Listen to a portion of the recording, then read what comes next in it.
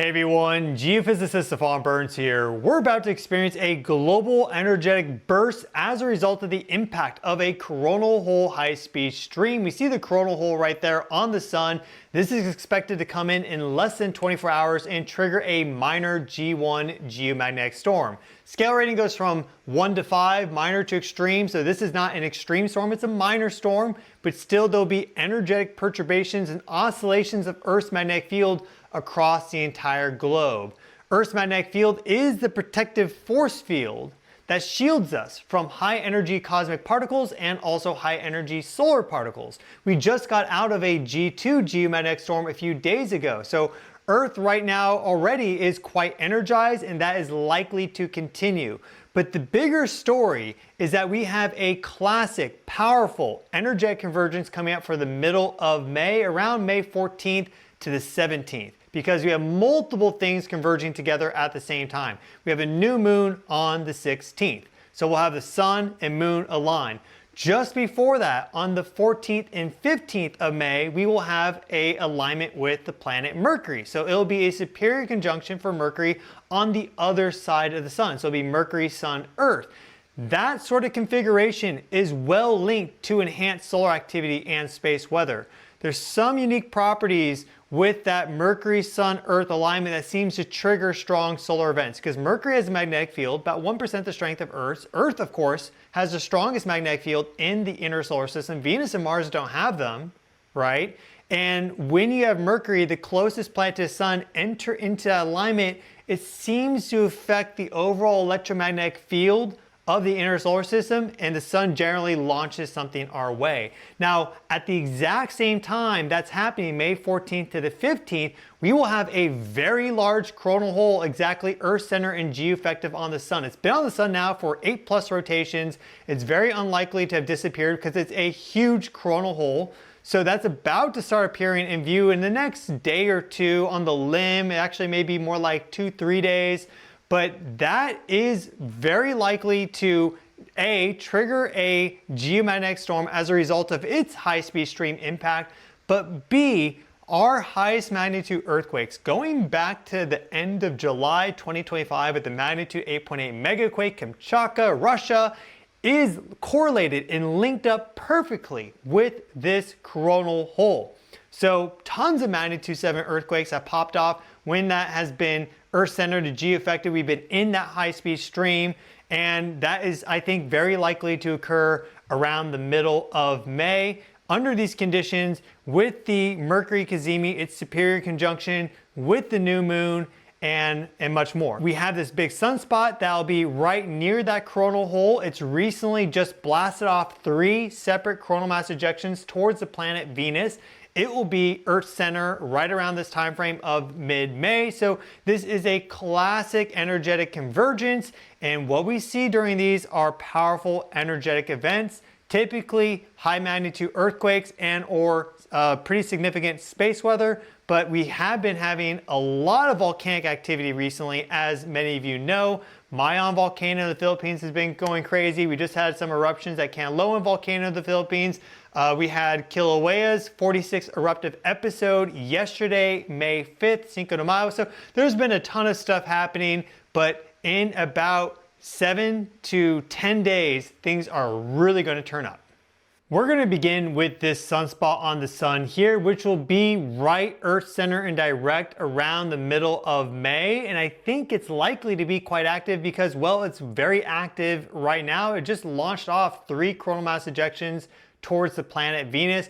But before we do that, I just want to let you know that we have an in-person event coming up in San Diego on May 16th on the new moon. So I'll talk about this more at the end of the video, but there's going to be an attendance of 150 people, and just wanted to let you know that this will be myself, Dana Kipple, my friend Kimberly Wise. We're all hosting this event titled Cosmic Connection. So we'd love to see you there. If you're in LA or San Diego, any nearby areas, I would love for you to show up. In-person events can be really fantastic. We'll talk about this more later on. Let's see this activity right here with our 171 angstrom view of the sun. For the past 24 hours, you'll see a large coronal mass ejection launch out right here from this large sunspot group that's soon to rotate in the view.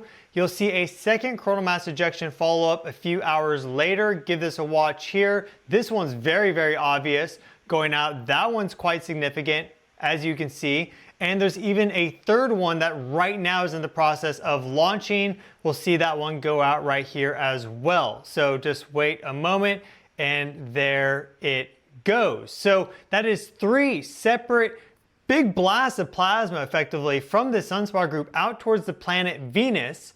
And this sunspot clearly is active. It's going to be rotating into position very, very soon. We can see it right here. This imagery taken by our solar orbiter probe on the 4th of May. So I'm recording this on the 6th of May at 7 p.m. right now, Pacific Daylight Time, California. Here we see the sunspot. Keep in mind, this is 180 degrees opposite from the sun, that line right there, because we see solar orbiter, this green dot, is not perfectly on the opposite side. It is slightly at an angle.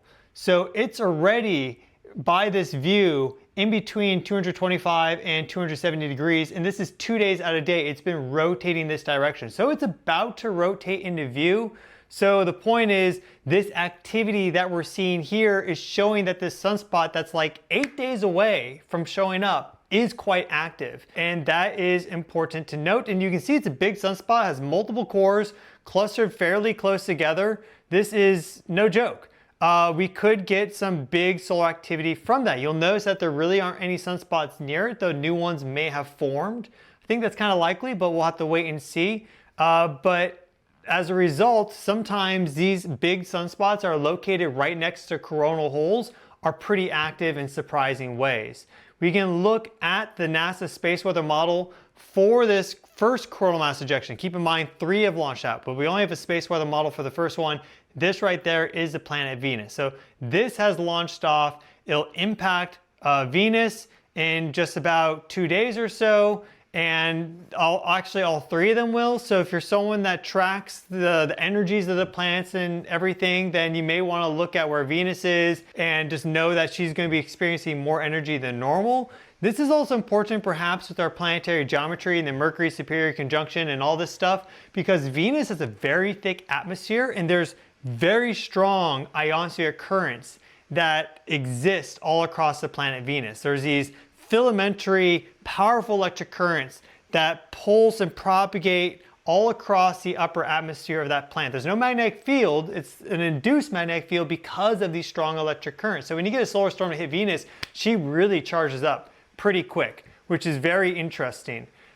Here we can see these eruptions with our coronagraph view. So let's give this a look. And here we have that coronagraph view. You'll see the first one launch out there after about 10 a.m. Universal Time. The second one follows up behind it. You see that very nicely. The third one is yet to appear in the coronagraph. But all of these launching out in that direction, though they are going fairly north of the ecliptic plane. But in general, you can see that this is a busy sunspot, and that will be entering into Earth alignment during this critical convergence.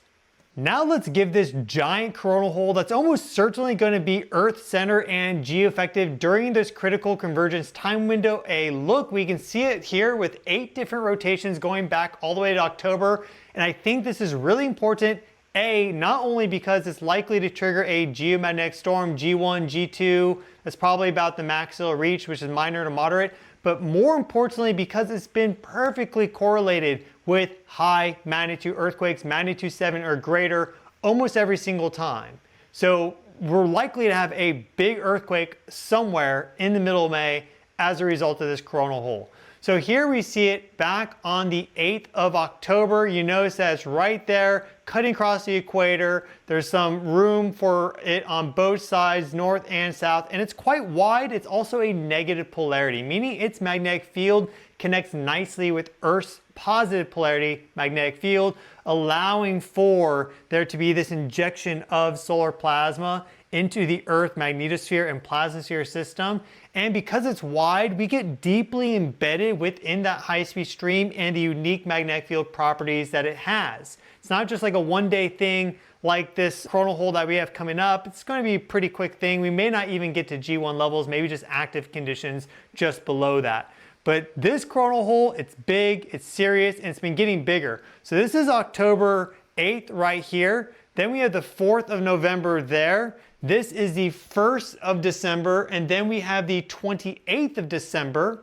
We have next up the 25th of January. This one's important. I'll explain why in just a moment. We have the 21st of February right there. We have the 21st of March right here. And this is the last rotation that we had. You see it's the biggest that's ever been. This is the 17th of April. So this has been very, very significant. And let's look at our seismic activity level for the past 18 months. We're going to go back to 2025 as well. Let's give this a look. But first we'll look at 2026. And so here we have our global seismic activity level for 2026. We see right here, this is April, and that is the magnitude 7.5 that struck Japan. This is right around the 17th of April, right? We had that coronal hole rotate, go geoeffective, and while we were in that high-speed stream, a couple days later, boom, Japan happened. Now you'll even notice that there's this cadence to it, right? The solar rotation period is about 27, 28 days.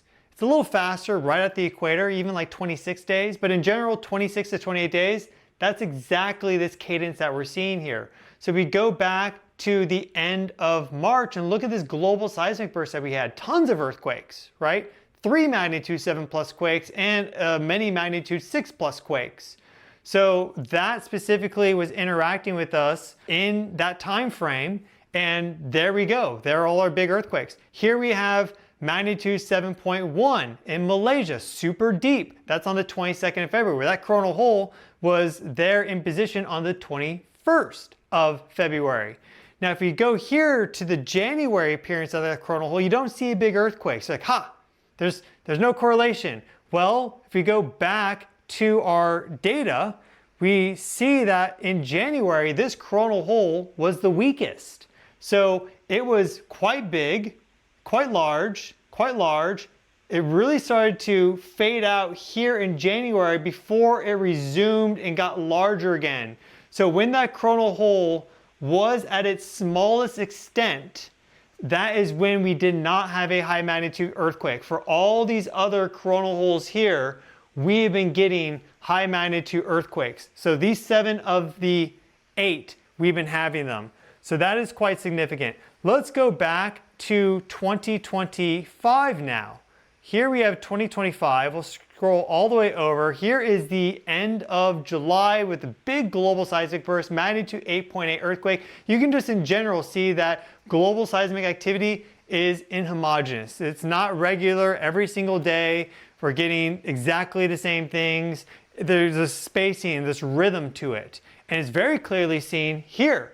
So let me stand on this side. You see, if we go from here, we see this regular about 26 to 28 day cadence. Do you see that? Right there, just like this. It's basically a monthly cadence.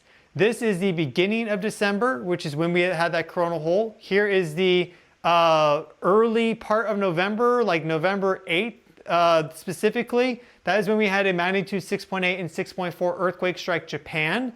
You'll notice that that's the strongest day for global seismicity within this time frame. So it's less than these magnitude 7s, but still significant, stands out as a signal. Here we see there October 8th, I believe it is. And that's right when we had a very big magnitude 7.7 earthquake. Then we go here, we see another global seismic burst. You kind of go right to the middle of it there. That's that 26, 27, 28 day spacing. Here you go over to August, you get another big magnitude 7 plus quake, and then you go all the way back to July. So these coronal holes are perfectly synchronized with these big earthquakes. Pay attention if you aren't paying attention, because this is happening. You can't control the sun. It's going to come back until it's gone. They're going to keep coming back, and that's some of the physics of how this works, is that they continuously load the earth with energy. And when we look at the historic record, we often see the biggest earthquakes come after we've had multiple rotations of these coronal holes. So not just once, and it has all the configurations, it being big and on the solar equator and have a wide extent and negative polarity, which this one does, but also it's there 3, 4, 6, 10 times back to back to back, loading the Earth, compressing Earth's magnetic field, also altering Earth's upper atmosphere in the ionosphere. These sort of space weather disturbances are able to influence Earth's overall atmosphere and therefore our weather. We see tornado outbreaks after these coronal holes. That's something that a lot of people aren't aware of. You have this increase in vorticity in the troposphere just about 2 days following a significant coronal hole high-speed stream impact, and also the co-rotating interaction region that's at the front of that, basically a high-density wall of plasma. So we just had a bunch of tornadoes pop off in the United States after this coronal hole went geoeffective and hit us with the high-speed stream. So we could also be expecting that probably around May 18th to 20th to 25th or so. There's like, once you get that increase in vorticity in the atmosphere, it can kind of take on a life of its own. But it's like a domino falling over, okay? There's obviously a lot of things that go into weather. You have the state of the atmosphere, you have the state of the Earth energetically, all these things, but you cannot discount the space weather. The sun drives everything at the end of the day other than radioactive isotope emissions in the core and the normal convection of the mantle and things. These are important, but without the sun, Earth is basically toast. And well, yeah, the atmosphere is one level up that's really close to the sun, because you have the plasmasphere and then you have the atmosphere. Everything else is solid Earth. You have the crust, the mantle, the inner core, the outer core, right? So the closer you get to space, the more likely space is going to influence it. These coronal holes do that. So looks like we have a high magnitude earthquake coming in just about 10 days or so, aligned with this Mercury Cazimi and this new moon. Let's check it out. So here we have Stellarium, and this allows us to see the position of the sun, the planets, the stars, the constellations, and more across time. And I already have this set for effectively the beginning of this superior conjunction. Also, we call these things Mercury Cazimis. When the sun and a planet are conjunct, that is a Cazimi, C-A-Z-I-M-I. So here we see Mercury, there's the sun. Let's go back actually a couple days. You'll see that Mercury is zooming forward right there. There's the Cazimi. That's on the 13th, 14th, 15th of May. And then we go forward and you'll notice here is our new moon. So the moon and the sun will go conjunct, and then immediately afterwards we'll have a new moon Mercury conjunction, so a triple alignment with Uranus on the Pleiades. So this is why this is significant. Uranus, the planet of shakeups and changes, is connected to seismicity and Earth electricity and more. The Pleiades, we've had big Earth shifts with these sort of planetary alignments on the Pleiades last year. Hey, that magnitude 8.8 was when Uranus and Sedna got in range with the Pleiades. Yeah, and then you go forward just a little bit further and you'll see the new moon and Venus together. The moon at this point is not new. It's a waxing crescent, about 7% illuminated, right as Venus transitions from the constellation of Taurus into the constellation of Gemini, where Jupiter is. So we have this whole progression that's unfolding from the 13th of May with this Mercury Cazimi starting, and then the new moon, the coronal hole, the sunspot, all the way to the 18th with this Venus waxing crescent moon conjunction, because this will be really nice. This is something that you can see. The Cazimi you're not going to see because guess what? It's with the sun. So you're not seeing it, and the Mercury's on the other side. But again, we go forward here to the 18th, and let's turn on our atmosphere and just go forward a couple hours, and you'll see that the moon and Venus will shine very brightly in the evening sky right after sunset. So we have some incredible energy coming up in just about 10 days. And if you'd like to join us in San Diego on the 16th, now is your chance, because we are doing our first ever in-person event. So I'm excited to announce that we have our first ever in-person event scheduled for May 16th, just in about 10 days. I know this is kind of last minute, but we've been in a rush to organize it. This is basically lining up exactly with the new moon. And I say we because it's not just me, it's also my friend Dana Kipple. You may know her. I did a podcast with her. She's very active on Instagram. She also has a TikTok, YouTube, all the things. She loves to talk about plasma. And then my good friend Kimberly Wise, who's been hosting these sort of events for a very long time. This is going to be a really incredible event. in San Diego on the bay. We're going to do a bonfire with sunset and then going into the night. So from 2 to 9 p.m. is when this event will be active. We have 150 tickets for sale. I have 75 for sale. Dana has the other 75. I'll send you the information after you pick up a ticket should you attend. No refunds, just because we want to make sure everyone that attends actually shows up. And we will be at a location where if you want to get 15% off a hotel room, you can do so. All that information will be sent to you. But we are going to have some Qigong. We're going to have guest presentations. So we'll have 5 guest speakers. You can be one of them. If you want, you can sign up. 15 minutes each, presenting their novel ideas. And just in general, the whole point of this is to create community. That's why it's called Conscious Connections, because community is the way of the future. It's, of course, been the way of the past, the present, and the future. So there's a lot of things that we may sometimes distract ourselves with. Community is like number one. That's the whole point of this. That intention on the new moon for all of us to get together and to learn new things from each other. So we'll have an introduction, some Qigong, the guest speakers, a little bit of a social hour, photo ops, things like that. Then we will do, Dana and I will each have our own presentations and a group question and answer. And then we'll go into this bonfire as the sun sets, and also, because it's the new moon, as the moon sets as well. So really, really incredible. Looking forward to having all of you there who attend. Parking's available, water, tea, snacks is available. Make sure you just read the product page to get all the information. If this is pinging all your bells and you're interested, you live in the area, you could definitely drive there and drive back if you're nearby, but you could stay overnight if that makes it easier. The form to apply to be a guest speaker is right here. And here is the schedule. And yeah, pick this up sooner rather than later, because we are ready to go. We already have the spot reserved and everything. Again, if you sign up, I will send you more information via email in terms of location and more. So really looking forward to seeing you all there on the 16th of May. We're all going to be in this this container, experiencing these energies together. I think that's really going to be powerful, because we're going to have that sunspot, the coronal hole, potential earthquake activity. Just in general, the Earth is going to be more alive. It's really going to be special.